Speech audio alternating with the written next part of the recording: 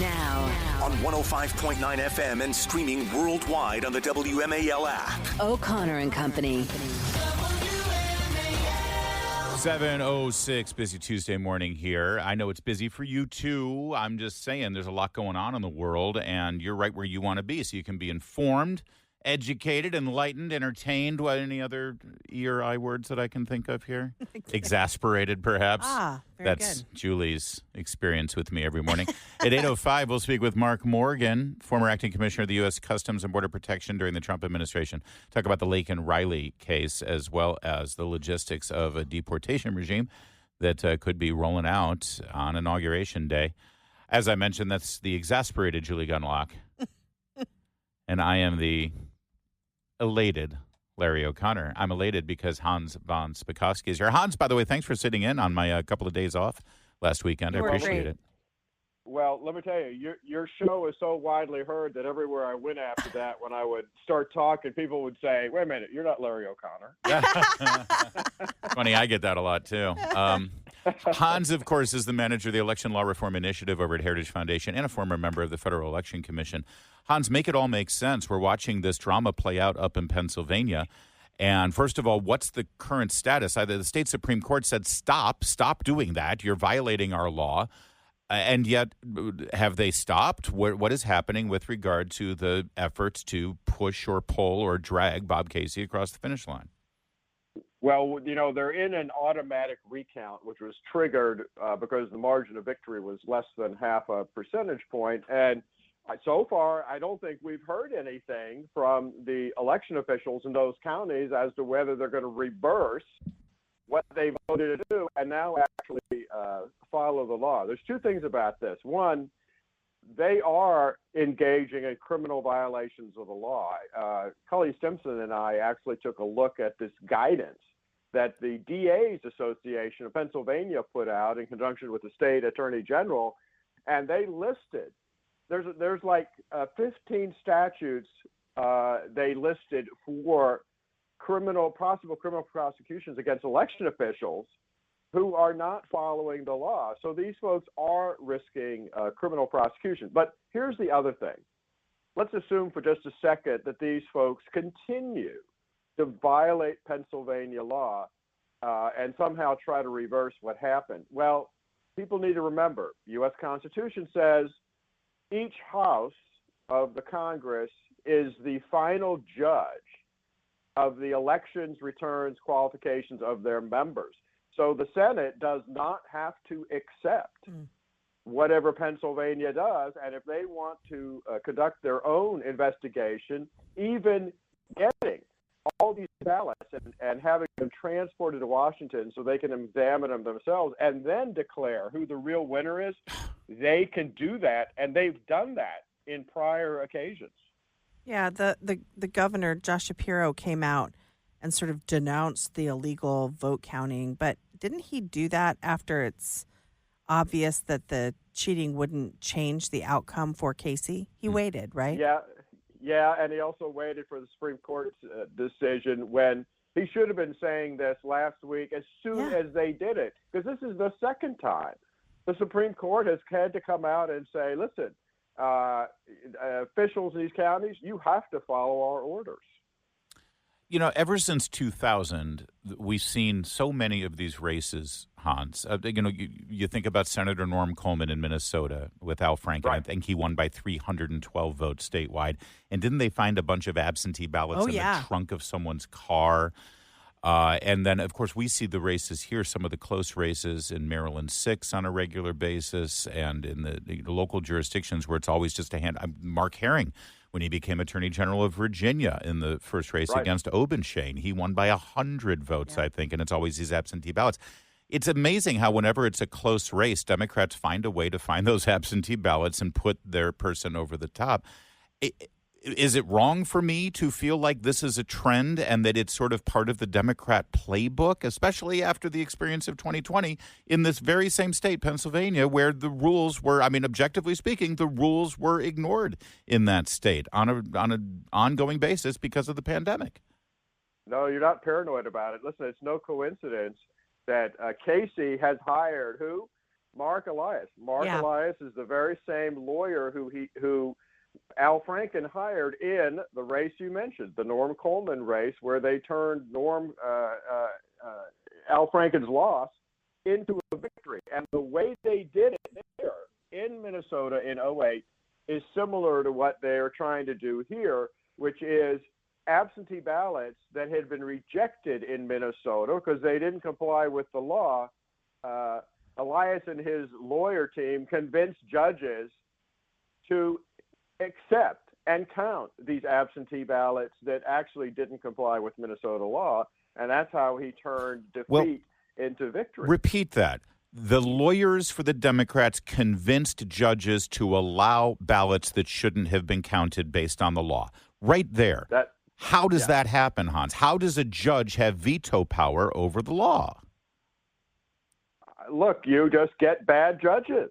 I mean, look, we had the same thing happen, remember, a week and a half ago, just before the election in Georgia. Remember, in Cobb County, a local election official there, a Democrat in Cobb County, said, oh, we have 3,000 absentee ballots. They came in after the state's deadline. We're going to count them. They got a local judge to say, oh, yeah, that's okay.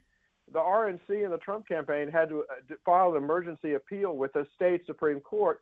Fortunately, the state Supreme Court came back and said, you can't do that. You can't violate the law. But they got a lower court judge who was obviously a Democrat to say, oh, yeah, that's okay. Hans, when the United States works with foreign nations, whether it's Iraq and Afghanistan, where we brought the democratic process to those nations after decades of authoritarianism, or when we're advising, third world nations in Latin America, we never introduced the idea of mail-in ballots and drop boxes and widespread use of absentee ballots to those nations, do we? In fact, we go quite the opposite direction, don't we, to ensure that they have fair and non-corrupt processes.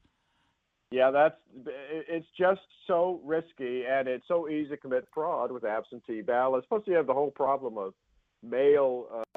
postal services delivering them too late. Look, this is why in Europe they don't have mail-in voting, with rare exceptions, because they see the problems with it. And yet here we just keep pushing it, or at least the left keeps pushing it. That's how we ought to do it. And I've read your great work, Hans, at Heritage Foundation and at Daily Signal about this. And so forgive me if I get this wrong, but wasn't it a bipartisan coalition here in America, including James Baker, Republican, and Jimmy Carter, Democrat, who came up with that recommendation in the 2000s, that the easiest way to basically commit voter fraud is to have a widespread use of absentee and mail-in ballots? I mean, I've read that somewhere. Wasn't it you? Yeah, it was their report. It was the last time there was a bipartisan report issued, and it was. Jimmy Carter, James Baker, they recommended against absentee or mail-in voting unless absolutely necessary for people who are physically disabled. And by the way, they also recommended that every state put in a voter ID law, which, as you know, Democrats, at least their leadership, are adamantly against, even though their constituency says, hey, that's just a common sense requirement and we ought to do it. And in those states where we've seen the robust adoption of those methods, like California, we're seeing, first of all, one party overwhelmingly win time after time. And we're also seeing this ridiculous reality that here we are, 10, 11, 12, today's Tuesday. We're 2 weeks after Election Day. And there are some districts in California where they've only counted 85% of the ballots. And again, close districts, Democrats end up winning. Hans, can you stay with us? Because we got one other topic we wanted to hit with you, and it's just too dense of a subject to just hit with one segment. Because you're Hans freaking Spakovsky, for God's sake. Miss Universe. Larry, talking about? I'm always happy to talk to Julie, so I'll have to stay. This is starting to get out of control. WMAL. Making sense of the news. Live From the Home Paramount Pest Control Studios. Home Paramount, the leader in pest control since 1939. Hans, we discussed this yesterday, and we wanted to bring you in to flesh it out a little bit further, because I know, again, you've written about this recently at Daily Wire. I thought it was Daily Signal that you wrote this at, but this has to do with the census, specifically the Census Bureau messing up the last census. And I know this is often billed as, well, we got to make sure that you have enough education funds in your district, so make sure you do the census, or we want to make sure that we figure out the demographics of how many, Pacific Islanders are living in your neighborhood. But ultimately, the census is supposed to do one thing and one thing only. It's why it's in the Constitution, to make sure that the House of Representatives properly reflects the population of every district and state, and by extension, the Electoral College properly represents the power that each state has in choosing the president. And they messed up. The Census Bureau admits that they screwed up the last census, and that accounts for that would change the makeup of the House of Representatives right now, wouldn't it? It would, and it also would have given, if they had done it right, it would have given more Electoral College votes to Donald Trump and fewer to Kamala Harris, because the mistakes were so big, especially in comparison to the last census. They undercounted or overcounted 14 states, and the errors range from about 1.5% to almost 7%. Compare that, 2010. They also made some mistakes, 1/100th of 1%. Wow. Wow, that's gigantic. So here's the big question that I need you to answer. We know they made those errors. We know they overcounted or undercounted. By the way, it's overwhelmingly undercounted red states, overwhelmingly overcounted blue states. We know they've done it, and the Census Bureau has admitted they've done it. So why haven't they fixed it? Why have they not reapportioned these states so that they're properly represented in Washington, D.C.? Because unfortunately, there is no process in the federal statute that governs the census and apportionment to fix it. So unfortunately, we can't do anything until after the next census, unless Congress passes new legislation to fix this. Is there an appetite in Congress right now to introduce some sort of law, some sort of bill that lays out a process for this? So far, I haven't heard about it, but that's one of the reasons I've been talking about it, is to try to make people realize the problem. But look, it's also it's not just an issue they got it wrong, but the other problem, and this does need to be changed, is the apportionment formula is based on total population as opposed to citizen population. Yes, So that means places like California, which has the largest population of illegal aliens in the country, they have more congressional seats and more Electoral College votes than they should. Because it's based on the people who live there, not actual citizens and actual voters. That's not. Does that go all the way back to the founding? When was that determined that that's what the census would? Because forgive me, memory serves that goes back to the slave days, doesn't it? Because slaves were technically not citizens, but the southern states argued that they should have representation. Well, yeah, but they eventually became citizens of the United States, and they really weren't citizens of the United States. But that is not the situation today. And look, this didn't really matter until recent decades, because it's only in recent decades that the number of aliens illegally in their country has exponentially increased. In other words, they were never big enough to distort political representation. Today they are. If you take into account the mistakes made by census, and if you switched over to a citizen population, Trump would have gotten 9 more Electoral College votes than he did, and Kamala Harris would have lost 6. By the way, Virginia would have gained a congressional seat, which it didn't get after the last apportionment. Listen, I assure you that if these numbers were reversed and blue states were overwhelmingly underrepresented and red states were overwhelmingly overrepresented, there would be torches and pitchforks on Capitol Hill trying to fix this. So let me just be clear. The Census Bureau gets it wrong to the degree of close to 7%, you said here this time around. They admit they get it wrong. Everybody knows they got it wrong, but there's no mechanism to actually fix representation in the House of Representatives and in the Electoral College. So let me just walk down this path with you, Hans, because I know a lot of congressional staffers listen to the show. A lot of members of Congress listen to this show. Again, hypothetically speaking, if lifelong career bureaucrats in the Census Bureau decided to purposely get it wrong, purposely mess up the census to overrepresent Democrat states, and it was proven that they did it on purpose, there would still be no mechanism to actually fix it and do it right by the American people so that they're properly represented in Congress. Is that right? Yeah, unfortunately, you're absolutely correct. They got to fix it. I mean, they got to fix it. And I want Democrats to step up on the floor of the House of Representatives saying, nope, we're against actually fixing the House of Representatives so that it's properly attributed to what the census numbers actually are. There's that. I mean, I have no doubt there will be some who would do it, but that would be politically untenable for them to make that argument. What is their argument, Hans, against fixing this? I think it's just pure politics. I don't think they have a reasonable argument against it. Right. But look, they also are against any change to the apportionment formula going to citizen population. They like the political distortion caused by having aliens in the country because it gives them more political power. And I want to caution Republicans, keep this simple, stupid, until you get more numbers. Just say, hey, census gets it wrong. We need to fix this representation. Because if they try to add the non-citizen component in, the Democrats' argument is going to be, well, listen, even if they're not citizens, we still have to pay for their schools. We still have to pay for their Medicare. We have to pay for their health insurance. We have to pay all the benefits of Now, listen, I'd be happy to turn those benefits off. But as long as the federal government has to pay benefits for people, whether they're citizens or not, they're going to argue that they need to be included in the census, right?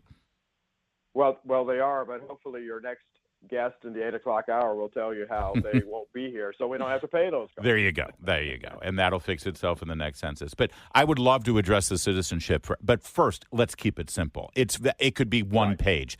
The Census Bureau gets it wrong. We know they got it wrong. So you go back and fix it. So the House of Representatives actually, I don't know, what's the word I'm looking for? Represents properly the people in the states. Hans, always a treasure to talk with you, sir. Thank you for joining us. Sure. Thanks for having me. This is why I say our show is educational. I'm telling you, you're more excited in this segment than Miss Universe. Well, let's not go too far. But if we could get Miss Universe, she's a lawyer. And Hans. She could come in here and make the argument in an evening gown. Oh, evening gown. How nice. Well, I don't want to get tawdry. This isn't the Howard Stern show. Now on 105.9 FM and streaming worldwide on the WMAL app. O'Connor and Company. It's 7:36. Boy, it's flying by this morning. Time flies when you're talking about Miss Denmark. I knew you were going to say it. Coming up, if you missed any of our program, this is why you need to subscribe to our podcast. It's we do a radio show here. We're broadcasters.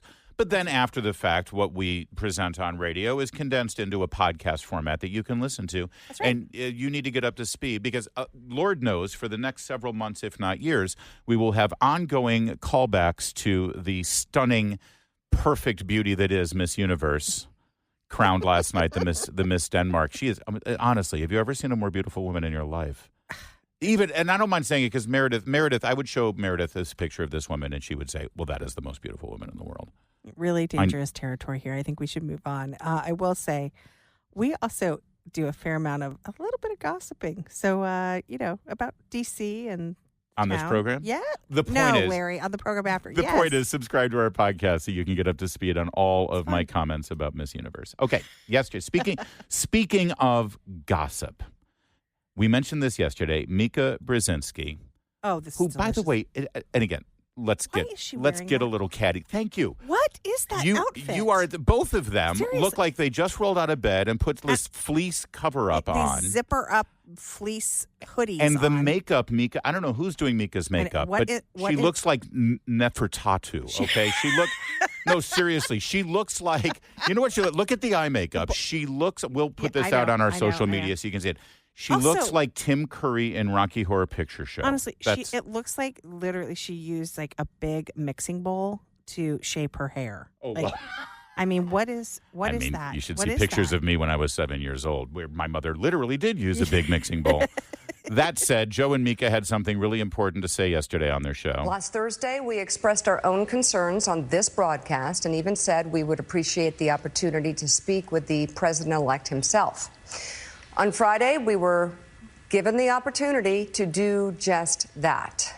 Joe and I went to Mar-a-Lago to meet personally with President-elect Trump. That's right, to bow down and kiss the, well, let's say ring.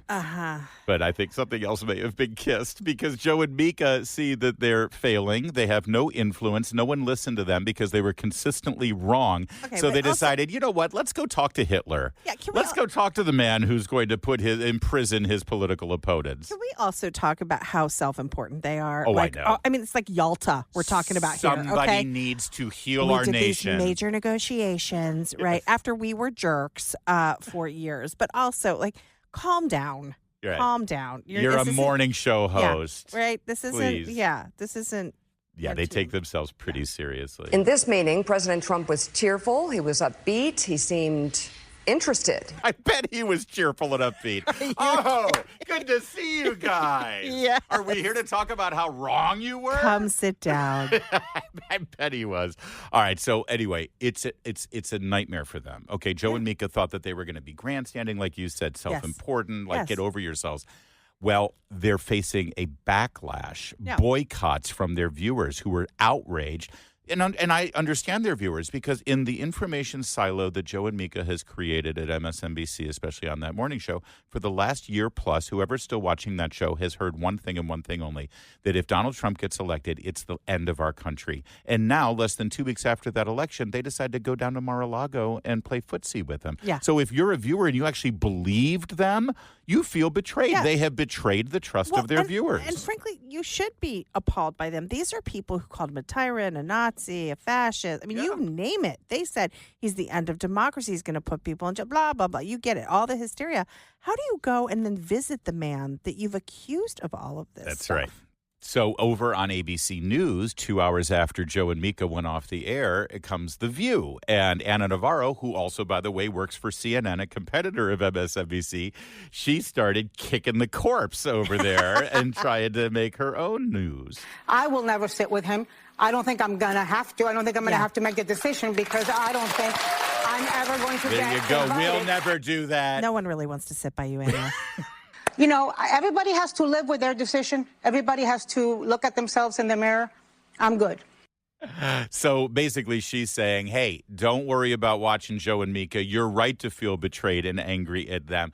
Just come over here and watch this or check out the CNN show. I love all of the cross purposes at play here. Yes, I love it too. It's so insidious and incestuous while we're at it. Meanwhile, Sunny Hostin on The View. America needs a free press that is willing to speak truth to power. Speak Please. truth to power. Can I just say that all of these people, including Joe and Mika, were doing everything but speak truth to power with Joe Biden over the last 3.5 years? We can play the clip of Joe Scarborough and the women here on The View as early as last April and May saying that Joe Biden is as sharp as a tack. He's at the top of his game. It's the greatest version of Joe Biden we've ever seen. There's nothing wrong with him. 4 more years. How about 20 more years? Yes. He's in perfect shape. They did everything but speak truth to power. Speak truth. I mean, they saw no problem with burying the Hunter Biden laptop. Thank you. They saw no problem with deplatforming people who were speaking out against COVID. Yes. They saw no problem with harassing parents who were complaining at school boards about masking and closing schools. They are the tyrants. Yeah. They are the ones who hate free speech. That said, I'll let Sunny finish now after saying we need to speak truth to Right power. now. Yeah. More than ever. I think that we have to be very clear-eyed when we think about the president-elect and cover the president-elect. And I don't think you need to sit down for 90 minutes at Mar-a-Lago and kiss his ring to be able to speak truth and to be able to cover a story. So maybe they're not journalists in the true sense. Maybe but they're you saying are? that they're opinion journalists. But we have to remember that Trump is the guy who ushered in the era of fake news. He is the guy who ushered in alternative facts. No, he's the guy who shined a light on right. fake news That's and right. revealed fake news that has been operating for many years, if not decades. Andrew Breitbart would be smiling down on this entire situation. One other thing, if Joe and the bottom line for Joe and Mika is that they're trying to negotiate an interview. That's right. They want an That's right. exclusive. They think they're going to get their ratings back if do they it. do that. And Donald Trump, Don't do I it. know that it feels good, Mr. Trump. I know that you feel vindicated. I know. And listen, you have won. You have already won. You've won in every possible way. And the fact that they went down there and groveled to you is a victory. Leave it there. Do not throw them this lifeline. Please. They don't deserve it. It's 7:44. Back when I used to watch Disney stuff and get excited about it, I'd be thrilled to know that there's a sequel to Moana coming out. Moana's a beautiful movie. Yes. Great songs, Yes. great performances by Dwayne The Rock. And so yesterday on The View, when they were all done talking about politics, they had the star, the actress from Moana 2 out, right? So again, this is great about The View. It's like our show. We can talk about politics and then we can talk about something, an entertainment thing or a cultural thing or cooking or whatever. So here, all right, politics is behind us. Let's take it to Sunny Hostin, who introduces the star of Moana 2. No. As a country, it's very difficult for people to believe that racism and misogyny, they're just alive and well. Wait, I think that Sonny, we're talking about don't want Moana. to think It's a that kid's about show. ourselves. I know that as a country, it's very difficult for people to believe that racism and misogyny, Sonny, it's they're a just Disney alive movie. and well. Sonny, calm I down. think that We're we talking about don't Moana. want to think Did you give that her about Xanax? ourselves, our neighbors, Sonny. our friends. But it's my lived experience tells me that it does still exist. All right. Well, So her lived experience, her family were slave traders. Isn't that right? Isn't that her lived experience? So our country is racist and misogynist. Yes. Now let's Give bring it out a the actress rest. from Moana 2. Last Thursday, we expressed our own concerns on this broadcast. And Every time, Mike. It kind of fits. I heard your segment before this, and I feel like it is a really important thing to talk about, is that Cabaret touches on anti-Semitism, fascism, misogyny. And I think what's really important is that theater rips us open and reveals a mirror. And I'm grateful to be in a show that does that. In this Yeah, she's starring in yet another revival of Cabaret because that's what the world needs. Oh, wait, there's more. It gets better. That's what my question was about, because you're the youngest person to play the role on Broadway. And yes, some people in America think that we're making it up. But the themes of anti-Semitism, fascism, misogyny seem more relevant than ever, at least to some of us. So how are you approaching the role, specifically with those themes in mind? Well, for me, I almost feel like I don't have a choice. I'm the first young woman of Asian American Pacific Island descent. I am the youngest Sally Bowles on Broadway so far. Yes. Come on out. And then I also am queer. And so all of these... All right, I can't. I just... sorry. Calm down, everyone. Calm down. It's a Disney film. Can you imagine me in this? This used to be my industry. No, wait. These are the people I know. used to work with on a daily Insanity. basis. Wait, isn't Snow White also Disney? Oh, yes. You can imagine the PR people are just like, shut up, shut up, shut up, shut up. Please, we're trying to sell tickets. It's like that Friends meme. Pivot. It's 7:54.